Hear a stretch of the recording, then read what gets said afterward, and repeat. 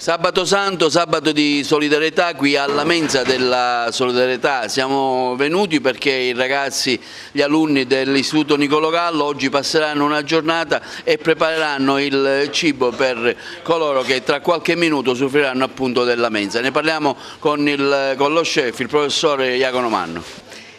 Oggi abbiamo voluto ricordare il più grande gesto d'amore fatto per l'umanità, quindi il sacrificio di Gesù, apportando un contributo, aiutando qua la mensa della solidarietà a preparare questo pasto per i bisognosi. Oggi abbiamo qua i corsisti che stanno partecipando al corso Fame.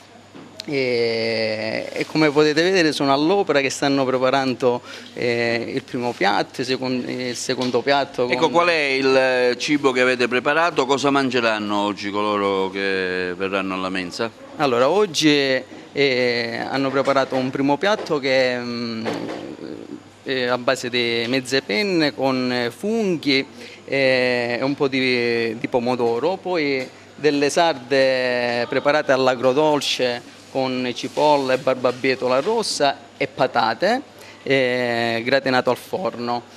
E poi abbiamo preparato il dessert, le uova di Pasqua, pasquale, di cioccolato, del profitto del pistacchio e alle mandorle. Noi siamo appunto i docenti coinvolti in questo progetto e siamo proprio per il corso degli adulti che non frequentano la nostra scuola naturalmente, ma sono i genitori o anche frequentano altre comunità.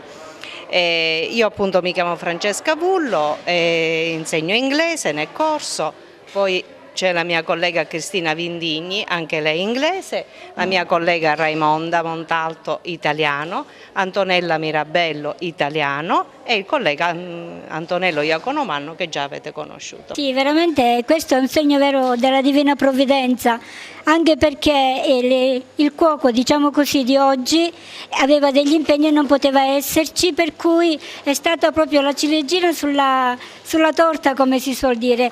Dio è di provvidenza, vede prima ancora di noi e veramente lo vogliamo ringraziare perché ci stupisce in ogni istante, anche in queste cose semplici e concrete. Facciamo anche un appello a chi vuole dare una mano alla mensa della solidarietà, a chi in questo momento ci sta ascoltando, considerando che anche domani è Pasqua. Voi fate un lavoro, diciamo, tutto l'anno. Quanta gente usufruisce solitamente della vostra mensa, sorellina? Allora, le presenze sono sempre tante.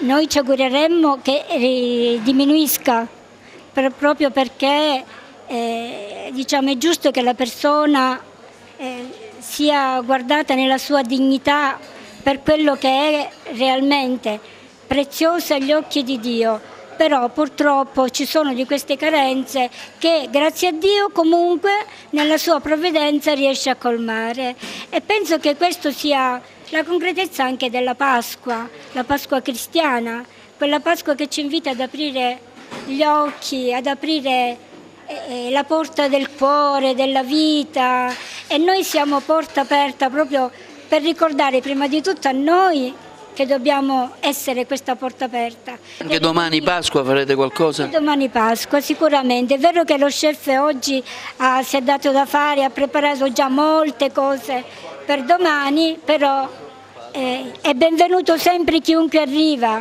perché chiunque arriva è benedetto da Dio ed è un seme che vuole germogliare, seminato da Dio, perché Dio è il bene assoluto.